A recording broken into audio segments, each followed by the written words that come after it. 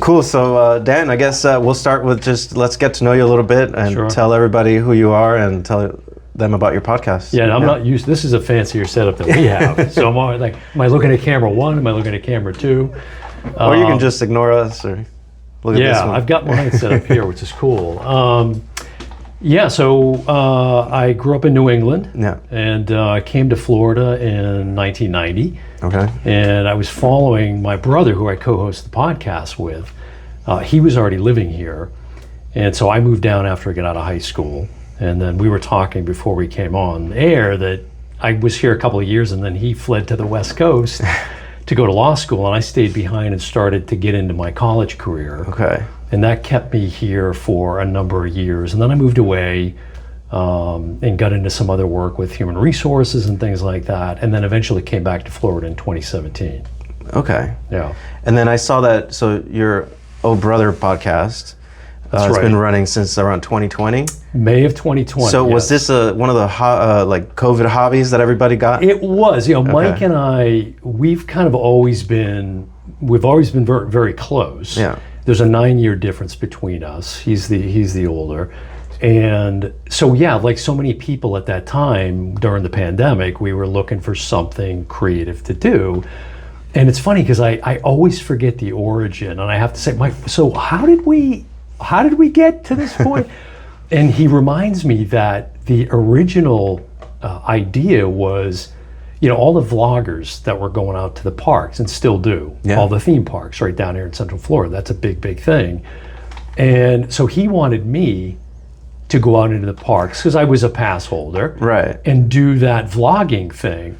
But the only thing was I hate being on camera. And I didn't want to be that person, in the line with the huge stick, selfie stick and all of that. It just, so I tried it, and I had this setup called Danny Boy Disney. Oh, it was actually like a whole concept and everything. Maybe lasted a month or so. I just wasn't comfortable out in the park doing that, and then you're just not enjoying that experience anyways. So that led to us starting to talk about some other ideas, and we've always loved film and movies. And have you ever heard of Siskel and Ebert? They were movie critics that were very big back in the 80s. Okay. They were writers for the Chicago Tribune. They were very, very famous. Like back then, that was how you got those kind of opinions, was from people like that. So we're sort of that generation. I'm a Gen Xer. Mike's, kind of on the baby boom just prior to, and we've always loved film. And so we just landed on, hey, why don't we do that? And so that's kind of how the idea was born, to focus on film and TV and now streaming, of course. Is it the kind of thing that you, even before you started this, like if you both sit down and watch a movie, are you like critiquing it real time? Yes. So it was something you've already naturally done, and now you're just putting it on audio and video. Absolutely, yeah. And we were early adopters of technology. So way back in the day, like we had the Atari 2600, for anybody who knows those original gaming consoles. Yeah. So, and Mike in particular, he was always an early adopter of technology. So we were making home videos in the backyard and around the neighborhood before most people were doing that. Back when you had this huge like cassette deck and it was corded with the big camera, not like the technology we have today. But yeah, we were going to the movies all the time, or just watching at home back when you used to rent the tapes and critiquing them together. We always had opinions, and oftentimes they don't align, Right, so, right. Yeah. So that's where the name came from? Yeah, it's that whole like, oh, brother. Like, here we go. Exactly. So, okay, question. Before you guys start talking about a new movie or series, like, do you kind of predict in your head what he's going to tell you about it, since you know kind of what he's into, what he's not? It's interesting. Sometimes we shock each other. Oh, really? Even now? Even now, yeah. We'll come in and I'll think, oh, he's going to love this film. And then he hates it. It goes either way. Okay.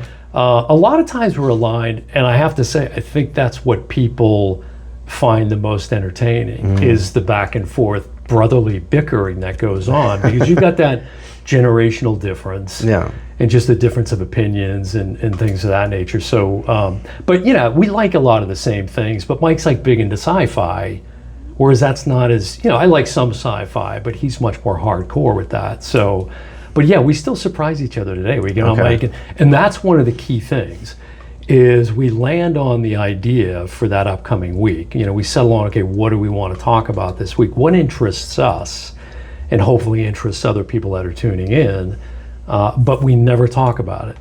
And so oftentimes we joke, because we'll be on the phone and he'll start to get into some commentary about, I said, no, save it for the show. I say, save it for the show. You know? Okay. So, yeah. So I'm sure your system has changed over the years, and now you've got something more kind of, you know, well-oiled, but how was it in the beginning? Was it just... It's painful to go back and listen to some of the early episodes and watch. You know, early on, as I said before, neither of us were real big about getting on camera, especially Mike. He definitely didn't want But you did video from the beginning? We did, but I think if you go out to our YouTube channel, the first handful of episodes, you're not going to see any video. It's just the audio track. And a lot of that was me coaxing him to come on camera, and eventually he did. And then, but you know, there's all of the things that come with an evolution of the progression of something like this, where you're on your bed doing it, you're using the Apple Air, phones and all of that. So it is kind of painful to go back and listen to some of those early ones. You know, the theme song that we had in the beginning, and just I was over enunciating things like, "Welcome to the Oh Brother podcast." That's probably all the radio hosts that you listen to over the years, you know? Yeah, and a lot of people have said that over the years. I guess I should embrace that I've got certainly a voice for radio. I don't know about a face for TV, but and I think I get that from my oldest brother, who did a little bit of announcing. He used to call like the dog races and things like that, and he was getting into that at a certain point. And Mike actually went to Columbia Broadcasting School way back in the day, so he was following a bit of that broadcasting track, and I think I was emulating a lot of what I was hearing from them. But I'll tell you a funny story. When I moved here, I first moved in with Mike, and the first thing he said to me when I got here is, he said, "You got to lose that Boston accent. People are going to think you sound like an idiot, and, you know, parking your car and all this stuff." And so I started to work at pronouncing my R's and all of this. So you'll probably hear me at times. It almost seems like maybe I'm kind of over enunciating. I think it comes from that, and no shame on my heritage. I kind of wish that I had stuck with that and leaned into it. Now, when I go home, we were talking about that earlier too. It comes back. Yeah, it kind of sticks. Yeah. Yeah, it does. Yeah. No, that's great, man. Yeah. That's great. Okay, so what's your release cadence right now? Is it weekly, bi-weekly? It's weekly. Okay. It's weekly. We just made a little tweak to our publishing schedule. So we put out actually 2 episodes a week. So right now, Wednesdays is when our audio episode drops for the general public. We do have a subscription option where people can subscribe to get early access to the episodes. Then we have the video companion podcast episode that drops on Thursday nights. And Saturdays, we do what we call our first look episodes, and that's where Mike and I are looking at a film trailer and giving our kind of cold reaction to it. It's he and I watching it in the moment for the first time, and then discussing it afterwards. You know, critiquing the trailer, but also kind of speculating on how well we think the movie's going to do and all of that sort of stuff. Yeah. So that's where we are now with the publishing. Okay. Do you ever feel like, do you batch record in case something happens and you miss a week, or how? A little bit. Yeah, we're somewhat in that rhythm now, but we also like to keep it fresh. You know, so that we're kind of hitting things that are topical. We just put out a first look on, I'm trying to think what it was, not Freaky or Friday, that drops. That'll be out by the time anybody sees this. But we kind of switched up the schedule. And it was actually the Bruce Springsteen movie that's coming out in October. There was a trailer that dropped for that, and we wanted to push that out because it was a little bit more timely than what we had recorded, which is a film that doesn't come out until October, November. So, but we don't really, we don't really do like 5-6 episodes at a time and have them in the can, unless there's a vacation or something coming up and we're going to be away for a while or something like that. Okay. How much of this is like just the joy and the experience, you know, having this experience with your brother and bonding versus like, let's try to hit this number of subscribers or this number of listeners? Yeah, it's the rabbit hole that we all go down with this venture, right? And so, as we talked about earlier, it was initially just, you know, he and I bonding, something to do during the pandemic, all of that. But, you know, you'd be lying if you said at some point, right, you don't get intoxicated by the numbers and you start again chasing, going down the rabbit hole. So, I mean, it seems like yesterday when we had 21 people subscribe to our channel, and, you know, we're still not where, I mean, we're still very relatively small. But first and foremost for us, it's about the joy of doing it. Yeah. So it still is, it has to be that. Now, I will tell you, there have been numerous times that we've wanted to quit, right? There's a thing called pod fade that a lot of podcasters have. After a very short time, I think because they're obsessed with the eyeballs that you're getting, right? And that's where you see all this clickbait stuff, all the thumbnails or these kind of things, right? And we've done that, but more to kind of spoof that than really leaning into it, because we're trying to be as honest as we can, right?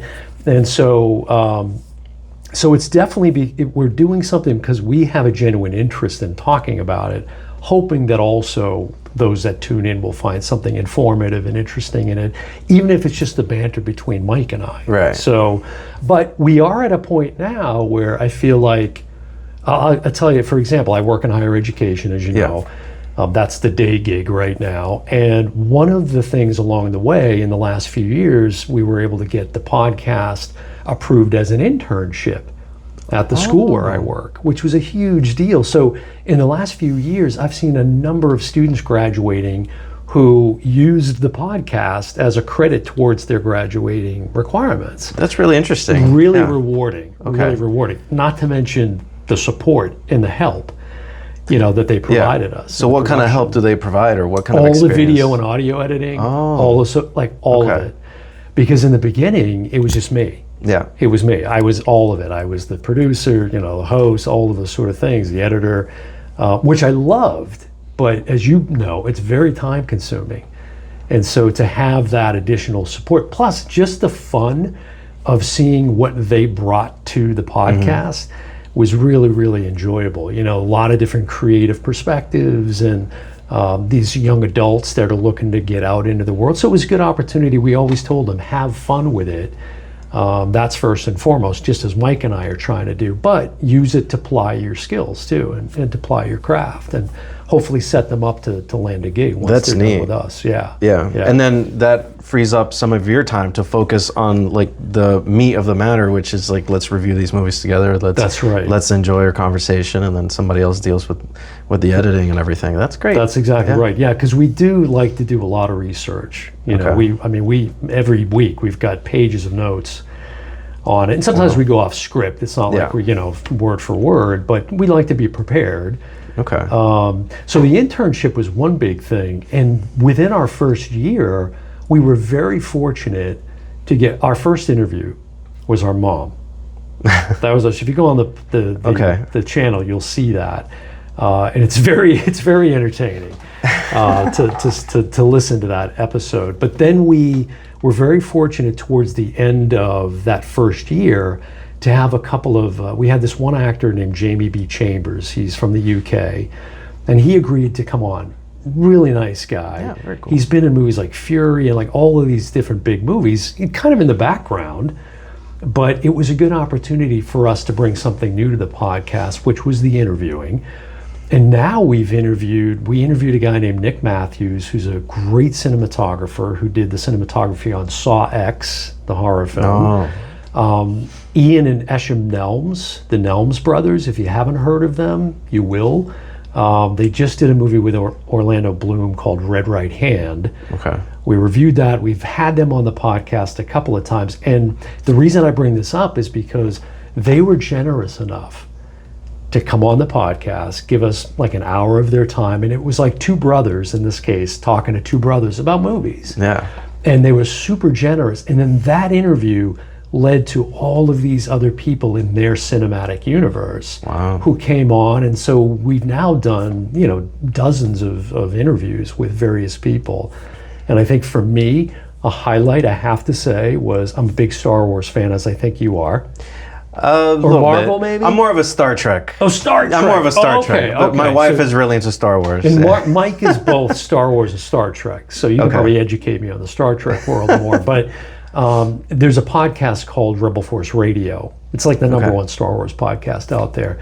And we got to have one of the hosts of that podcast come on. So in these little moments that take place over time that feel like these kind of big achievements for what you're doing, it's a nice validation. Yeah, and it's like now you're able to enjoy your hobby, your passion, even to a greater degree because you're sharing your opinion with people who work in the industry. So yes, it's a big deal. Yeah, and there's more to come. Hopefully, I mean we did our first convention a couple of years ago. This horror convention that comes to Orlando called Spooky Empire. We're looking to go back there this year. It's on Halloween weekend, so it's a big weekend.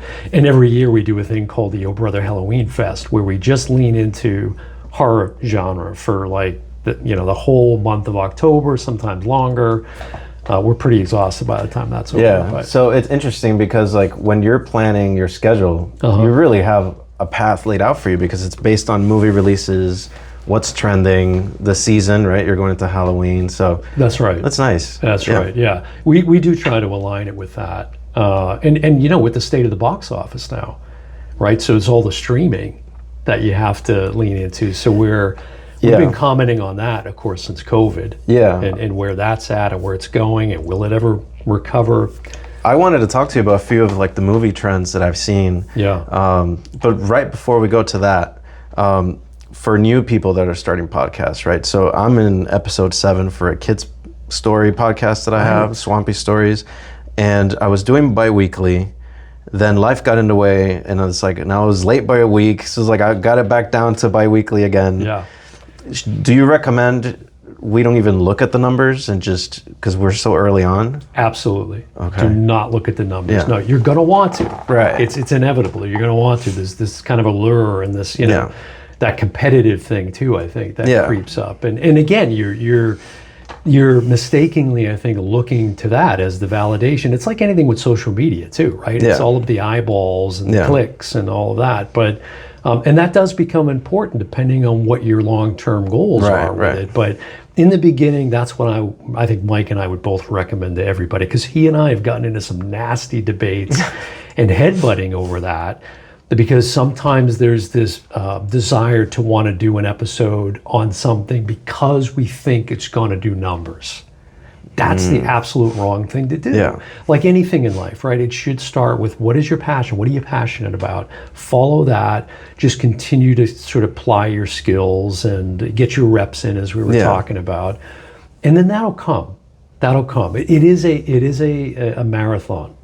It is a marathon for sure. Absolutely. Yeah. I mean, we're in our 5th year, and I was saying earlier, it seems like yesterday we had 21 people following us, and now we're like about 600 or so, which again is really small as compared to where we think we should be. That's another thing too. Like Mike and I really believe the quality of the production of the podcast, given the fact that it's really just he and I don't even have the interns right now either. So it's back to me with getting creative with, how we edit and those sorts of things, and using technology and certain software platforms that can help with that, with AI, for example. Yeah.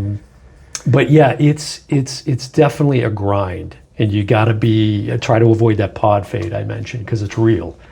Yeah, I heard I need to make it to 10 because most podcasts don't even make it to 10, right? Yeah, absolutely. That's right. And you just celebrate those little milestones, right? Set these little short-term goals like anybody should do in life. Yeah. Yeah. Cool. Yeah. Let's transition over to movies. So I'm not the kind of guy to watch movies every night. I'm just very busy, but I do enjoy talking about them. And then sometimes I'm watching a movie and my wife Carla just tells me to like shut up, because just enjoy it, because I want to find out what happens, and it hasn't even happened yet. But one of the trends I've seen, and I don't know if this is just me, but movies are getting longer, right? Oh, It's amazing you would bring that up. I think the last 3 or 4 episodes, Mike and I have been talking about. Oh, really? This. Okay. Yeah. In fact, we just did an episode that'll come out next week as of this recording on Thunderball, which was it was the 4th James Bond film starring Sean Connery, because it's the 60th anniversary of that film. It's 2 hours and 10 minutes. Way too long a film. Like Mike and I have been saying, you should be able to tell a really good story in 90 minutes. I think so. And when I go back to the old Disney classics with my children, I see, like Snow White and everything's like an hour and 30 or even less. Right. And it's a great movie. It's like, and then now the latest Moana is like a whole epic. They're trying to turn it into like a Lord of the Rings type epic for children. And it's just, which one was it? So, what's the one with the Avengers? The big one. Endgame. Yeah. There was a moment in the movie where it's like, not only was I exhausted because it was like late at night, but it felt like it just went a little dull, and like it had like a trough. Yeah, like I saw before that the one. next. It's like you need an intermission. Yeah. Back when there was a time when movies had intermissions. Oh. When you went to the theater. That's dating ourselves a little bit. But I don't know what it is. I don't know if that's got something to do with the proliferation of streaming now. And or if it's lazy editing, or which certainly sometimes is the case based on the final cut, because a lot of these things we see, like Mike and I just mentioned in Thunderball, we just did that, and we could have easily cut out 30 minutes of that film, and you would have had a nice tight 90-minute film where the pacing felt much more engaging, and it kills it like Scorsese. Just name any Scorsese film, right? He's absolutely fantastic director, but The Irishman, for example, which is a film Mike loves by Scorsese, I was like so with it. Too long. It's like 3 hours plus. It's just too much to take in. So we need a lunch break. You do, and so I don't know if is that content to put the kids to sleep at home when they're streaming it. I don't know. It is kind of an interesting trend. I agree that is still continuing, but I would appeal to the filmmakers out there, give us a good solid story in 90 minutes. It's very interesting because in one side of the world, like, we're making shorter and shorter content with social media, and then with the movie industry, we're like these long marathons. It is true. There's something relevant to podcasting with that too. This whole debate about short form and long form content. Where with podcasting, certainly when it comes to video, right? If you're putting video out, a lot of people are not consuming podcasts in that way. I'm probably one of the few that does, depending on what it is. I'm not ashamed to say I'd like to watch the Oh Brother podcast from time to time on YouTube. But a lot of people are doing other things while those episodes are running, right? So you might see a trend in podcasting where it's moving towards long form, because it's like white noise. I'm vacuuming, I'm doing the dishes, I've got that on the background, so you're not really tuned in. Again, depending on if it's really dense. It's interesting. It's kind of a subconscious thing, because I enjoy the video podcast more, even though I'm only looking partially. Because you're right. Most of the time, it's like while I'm doing dishes, doing other stuff. Right. Or even like running. I'm not jogging while looking, True. Diary of a CEO is one that I like to listen to. I don't know if you know him. He's like a British entrepreneur. Related, Yeah. Just like different guests and everything. But yeah, it's a nice video, but how much of it am I really looking at? Right. Well, I mean, podcasting really is an audio medium, right? So first and foremost, although it's changing, I mean, there is that trend now for sure. But unless you've got a built-in audience like a Joe Rogan or somebody like that, or a Mark Maron, that you're not gonna. That's not where the bread and butter is going to be. Yeah. Especially if you're getting trapped by the analytics and you're getting consumed by following the numbers. It's really tough to gain that kind of traction. One of the things that does help, because I've done here, like interviewing local people or like even members of the Conduit, is just like that. Let's make that connection. Like, who is this person? And like, I've seen them walking down the hall. I recognize them. I can go and ask them a question about the podcast because they're actually local to you. It's not like somebody in another country, and it helps build trust. But yeah, most of the people that are consuming are either in the car driving or doing other stuff. But yeah, going back to other trends in the industry, the other one is just all these remakes, live remakes versus just original IP. You know, I think you've taken a deep dive into the Oh Brother Library, it sounds like, because a little bit. that is a huge debate that Mike and I have had, and it continues. It's like, how many Spider-Mans can we, exactly. remake? You know? Well, and I think the most recent one, and I haven't seen it yet, but How to Train Your Dragon, right, which just came out live action, and that's a shot-for-shot live action remake. Wow. Which I actually find kind of interesting. That doesn't bother me. I know there's some criticism about that. And I didn't know anything about How to Train Your Dragon. I was fortunate enough to go out to Epic Universe and see that park and that whole world, the Isle of Berk and all of this. I don't know if you've seen those films, but that's the most recent one.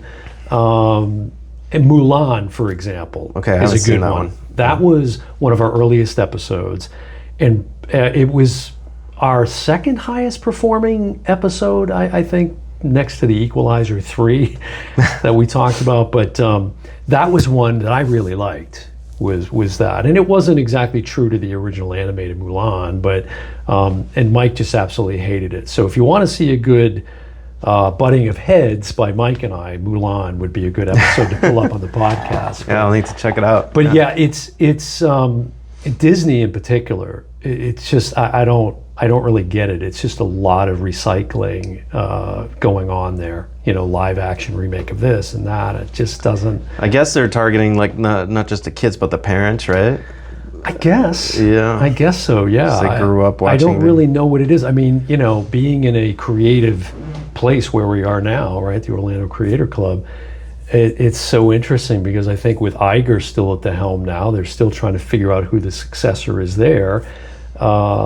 It just seems like there's been this pull away from the creatives, the focus on the creatives, not to bash on Disney, but we're in Central Florida, so it's relevant. But I think when Bob Chapek stepped in, and the focus was all on the streaming, Disney Plus and getting that off the ground and everything, they really took their eye off the ball when it came to the creatives. And really, again, good storytelling. That's where it should really begin. Do you think that the next generation of original stories is going to come from the bottom up with all of these trends? Because what we're seeing is that AI video generation is getting better and better, and then eventually it'll be very cheap for people to make Hollywood-style movies. You mean like more homegrown? Yeah. I think we're getting to the point where people are going to be able to use tools to generate. Like the other day, I saw this meme of the Game of Thrones cast was in a castle throwing like a big electronic music party, and they're all there, like Daenerys, everybody was just jamming, jumping up and down. And that's funny. Who made that? Just a couple of people with some AI tools. Well, that's a great point, and what it makes me think about is the movie Flow that just won the Academy Award for Best Animated with the cat, film. Right? Yeah. And that was done through an open source software. That whole film.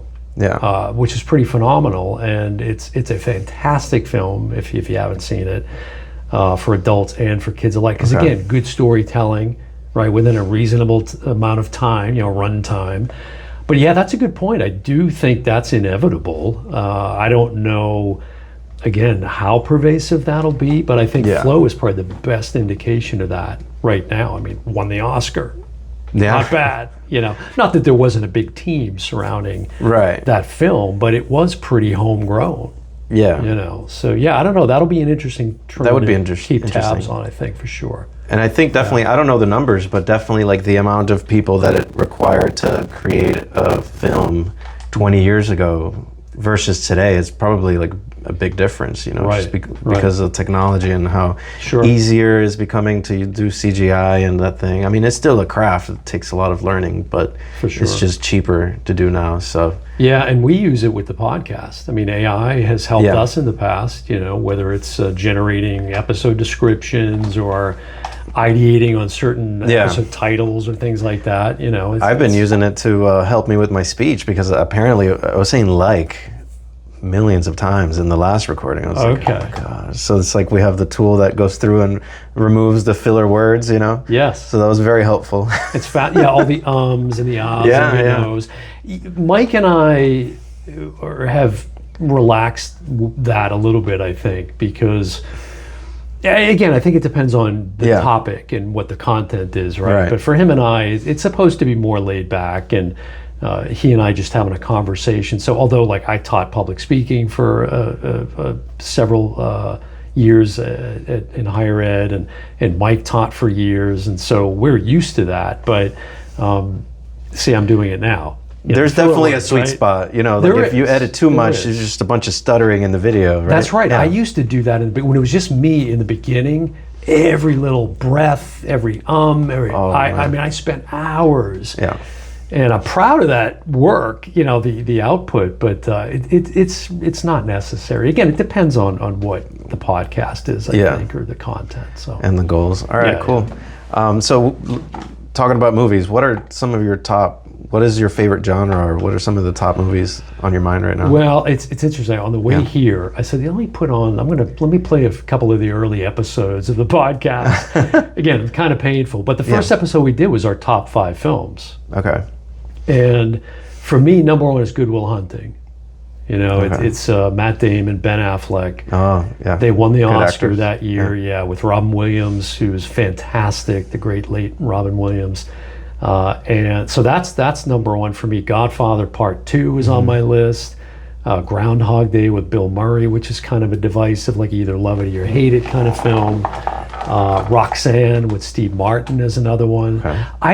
I don't know that I have a particular genre that's a favorite.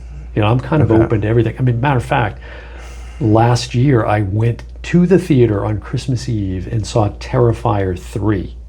Have you seen any of the Terrifier? Okay. Be forewarned, it's hardcore horror, like slash horror, like really bloody, blood and guts. So I'll go and take a movie in like that, and then the next thing you know, I'm watching a Western. So gotcha. Yeah, it's all over the place for me, and I think the same with Mike. I think Mike is his tastes are very diverse too. Again, sci-fi. Mike loves film noir. And we've covered that a number of episodes on the podcast. And those are probably episodes where we get a little bit more technical, breaking down films and the directorial style and those sorts of things. But generally, we don't try to get too into that. I think we found that the just lighter conversation and opinion kind of based episodes is more what people tend to engage in, at least with us. Yeah. If you're looking for that sort of thing, there's plenty of podcasts out there that are breaking it down shot for shot and all that. That's not what we're doing. Yeah. I've always been into sci-fi or like mind-blowing, like mind-bending kind of things. Inception. Like Shutter Island, Inception, Shutter that Island, kind of thing. Yeah, Inception is great. This is one of my favorites. Yeah, Christopher Nolan. Yeah. You can't go wrong. Yeah, just the things that kind of make you question reality, That one I think was inspired by like an old anime movie as well, which is like a similar concept. I think it was called Paprika or something like, because I looked into it and it was a similar concept. Like there was a device that allowed you to jump into your dreams and like go layers deep and everything. The Matrix. And then with my wife, like we do this, she likes comedy and romance, so I try to find sci-fi romance. Oh, that's a good. Yeah. Well, what are some of those that you'd recommend? Eternal Sunshine of the Spotless Mind. Oh yeah, Jim Carrey. Yeah, I think it's something like they're able to erase each other from their memory because they wanted to break up. That's they didn't want to, but then eventually they end up back together even after they did that. Yeah. So that's a good one that we enjoyed. And then there's ones like what's it called? There's Upside Down, I think. It's like 2 planets. They're like linked together. Okay. Like rich people live in one planet, poor in the other. And then the 2 people meet and they like go to the mountain to like talk. And then eventually the guy finds a way to jump over. Oh, wow. A little social commentary there too. Yeah, for sure. The haves and have-nots. Yeah, that's interesting. Yeah. You find yourself going to the theaters a lot? Not lately, no. Yeah. I think that's a trend, right? People are just lazy and to just... Well, you've got the convenience of streaming, right? So you do, yeah. Although, Inside Out 2 and Moana, I think even, like you're still seeing films that are doing... Superman is the one that Mike and I have been really kind of talking about a lot, right? Because it's everywhere. The James Gunn Superman that's coming out in July. And we think it's probably going to do $1 billion. Wow. But we're pretty convinced already that we're not going to like it based on everything. He's released so many trailers for this film. We feel like we've seen the film already. you know, which is another interesting thing too, is an important part of the film business is the trailers, of course, right? Everything is in the editing, and it goes either way. Sometimes you get the trailer and it's just like really gets you jazzed up. Like for, I think it was the Mission Impossible Dead Reckoning film that came out, and it was really kind of got you super hyped up, that sweet motorcycle jump that Cruise does. And then you get in the theater and the movie was good, but you're waiting for that one scene, and then it was kind of like, okay, I'm good, you know? So it I don't know, that's something that's I think that's why we do the first look episodes too, is to kind of speculate a little bit on, is this going to be a good film? Is it not? So we'll see where Superman lands, but it looks, in my opinion, it looks pretty terrible. I do enjoy, like, last time we went to take our kids to see The Lion King in the theater just because they loved the movie, and we wanted them to have like that experience. The original Lion King? Yeah, the original. Yeah. We watched the live action at home, actually. Okay. But it just, you can't beat that experience at home. You know, it's like my TV is only 55 inches. You know. Right. Well, there is something about that communal experience, I guess, although Mike and I would argue that we'd prefer to be in the theater by ourselves. So I love to go, like, if I can go during a weekday, if I have a day off or something, and go see a film, I love that when the theater is empty. But films that really need to be seen on the big screen, you know, so, but as you said, right, the proliferation of huge TVs, and with technology, you know, it gets better, but it gets cheaper. So most people tend to have a large screen TV in their home. So yeah, you just reminded me of some good moments in the theater just growing up. There's the movie Paranormal Activity. Okay, yeah.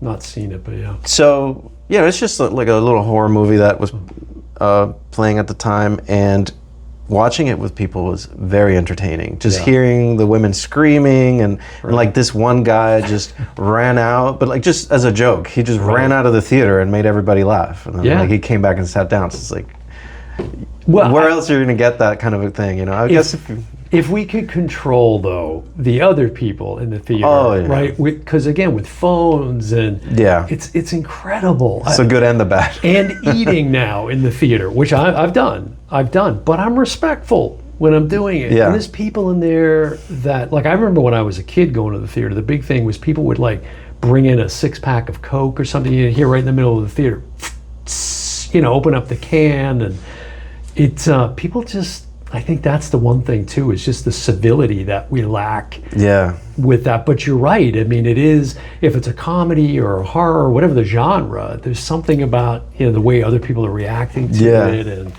so, but I don't know. I don't think it's ever going to come back in the way that we saw it. Certainly not as it was back in the day when I was going to the theater.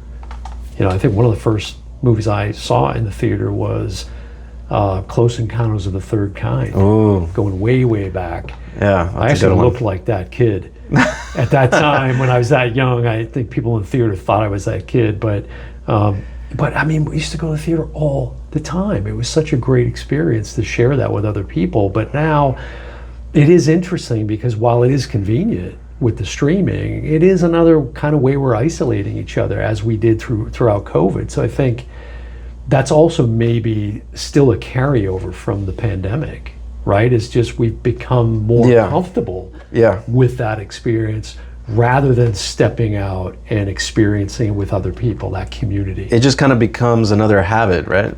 Sure. Yeah. Yeah, I agree. So you got to pull out. I should go to the theater more often. Yeah. Yeah, we were sort of speculating on that, as to how could the theaters kind of reinvent themselves. And one thing we were saying, you know, that would get me back in the theater more often, is if they dedicated 1 or 2 screens even for classics. Bring back some of the classic films, you know, some of the independent films, Eternal Sunshine of the Spotless Mind you mentioned, like films like that, those indie films, where there is a real thirst for that kind of filmmaking, I think. Not only to provide that viewing experience for those filmmakers, for audience to see their films in that way on the big screen. I think there's that could be a nice knit. Maybe we'll have to talk off air. That could be a little Actually, I like the idea, because there's so much to watch out there. Right. and So and I don't have the films. time to like really look for the best ones. If there's a theater that like curates it for me, it's like, you know, come this weekend and watch all the sci-fi romance, the best Yes. sci-fi romance. You know, You'd be there. Yeah. You and your wife would be there. Yeah, right. And it's, again, really to support the independent filmmakers. Like, they could run the film festivals through that. Like the Enzian Theater here. Oh yeah, that's a great place. I've been there once. Yeah. That kind of feel. Yeah. You know, to bring that kind of audience, and that would definitely get me there. I mean, and they do it. Like, you see during the holidays, right? They'll bring back, you know, Christmas Vacation or something for $5 at the theater. You can go see that, and that's a great opportunity, especially if if you didn't get the chance to see those films when they were originally released in the theater. Like for me, the original Star Wars, I've not seen that on the big screen. I saw Return of the Jedi in the theater, to date myself. I was there for that, which is many, many years ago. But so I don't know. I think there's maybe a market for it in that way. But I don't know of anybody that's even entertaining that, right? Because you've got Superman, for example. That's going to be on 95% of the screens for a couple of weeks until it dies off, you know. So I don't know that there's even room or a vision for that, but that's a little bit of an untapped market, I think. Maybe you guys should talk to a couple of the local theaters and pitch some ideas. Sure, if you're listening, you know, hit us up. Yeah, for sure. On the topic of Star Wars, do you think we should have stopped at the trilogy, the original? Well, I'm OG, so I'm biased. Empire Strikes Back is actually on my top 5 film list. Okay. Yeah, I love that film. No, you know, it's interesting. I'm not a hater like a lot of people, because the sequel trilogy was definitely the most divisive thing, right? People hated The Last Jedi, hated it. Rian Johnson, God love him, he tried, but it just didn't work. But there's things and moments in every one of those films that I enjoy. Every one of those films. Yeah, it's just expanding the universe of the characters and everything. Exactly. I mean, we did an episode, if you go back into the archives, you'll see why you should love Solo, a Star Wars story, which most people hate. Yeah. You know, especially most Star Wars fans. Mike and I really enjoyed that film, and it grows on us more and more the more we see it. Godfather 3 is another one of those, you know. But with Star Wars, no, I mean, I'm there, you know. I mean, they just finished the Andor series on Disney Plus, which was some of the best storytelling that I've ever witnessed. Certainly on a streaming platform, but nice. Tony Gilroy, who did the Bourne Supremacy, you know, franchise, great writer, really good visionary, knows how to tell a story in a decent amount of time. Yeah. You know, an hour, 90 minutes. So that's what I enjoyed about Star Trek. So I watched a lot of the original Star Trek, and first of all, I think it's very realistic in the sense of it runs through different scenarios of what it would be like if we made it into a space traveling, you know, civilization, and we visited different planets. Sure. It's like these are like the possible things that can happen. Right. And every episode is, most of the time, is standalone. So I think that's what I like. Have you seen every one of the films? No, not the films. I've just the show. Yeah, okay. Just the show. And you've seen all of that? Most of it, yeah. Wow, okay. Yeah, it's not a franchise I ever got into. Yeah. I mean, I've seen, you know, little bits. I've seen some of the films, but Mike would be more educated on that with you. You guys could talk a lot about Star Trek, Yeah. That's more his genre. But I guess Star Wars has more of a unified, like, story, right? Star Trek is more, you know, cut up. Yeah. Although I think now with some of the standalone films, I mean, there is always a common thread, but this recent, you know, this whole thing about, well, we're done with the Skywalker saga now, right? That was Kathleen Kennedy's statement, like, we're moving away from that now. Right. That's really what people want still. They still want Luke. They want that whole Skywalker saga. So it's kind of interesting to see where it goes, like with the Mandalorian and Grogu film that's going to be coming out, and see what that does. But if Andor is any indication, I mean, I think that's proof, although that itself, right, is following a character from one of the standalone films, Rogue One, which is, next to Empire Strikes Back, my favorite Star Wars film, hands down. I don't know. Yeah, I think there's a desire to see that common thread play out, but I think there's room to take that more in a direction like you said with Star Trek. Yeah. I could see that. Again, if it's good storytelling. It all comes back to that. Okay, so where do you see your podcast, your brother's podcast going in the next like year? So you said you're hoping for more collaborations and more guests coming onto the show. Yeah. We always enjoy the interviews. When we do them, so that's something. I think it's time. It's been a bit since we've done one, so I think it's time. We'd like to expand that. I just put out a clip on our YouTube channel about calling. For the press junket folks to reach out to us, like we've got to get, and that's credentials, right? That's based on what your numbers are. So that's where it becomes important, right? To grow the brand to a point where there's a legitimacy to it that will get you in the door to be able to sit for 3 minutes with Daisy Ridley, or somebody like that. I say that because we just did an episode on Cleaner that was on one of the streaming platforms. So I think we'd like to be able to get out more to some of those press junkets and what's the one out in Austin that's a big area, South by Southwest. Like, that's right. Where I want to see us go. Spooky Empire, which I mentioned, we've been to. We're hoping to return to that this year. That's a really great, it's horror specific, but it's a really great vibe, and it's for kids and for adults. It's I would encourage anybody that's into that genre in particular to check it out. But and take the show on the road would be cool. The different conferences and things fun, like that. Yeah, I'd love to get out to the West Coast, to go to California. I was trying to set up some time to go out there to meet with some of the people in person that we've already interviewed on the podcast. From the Nelms, what Mike and I call the Nelms cinematic universe, because they've been very good to us. But just to have this, you can't substitute this. It's not like doing it over Zoom. So.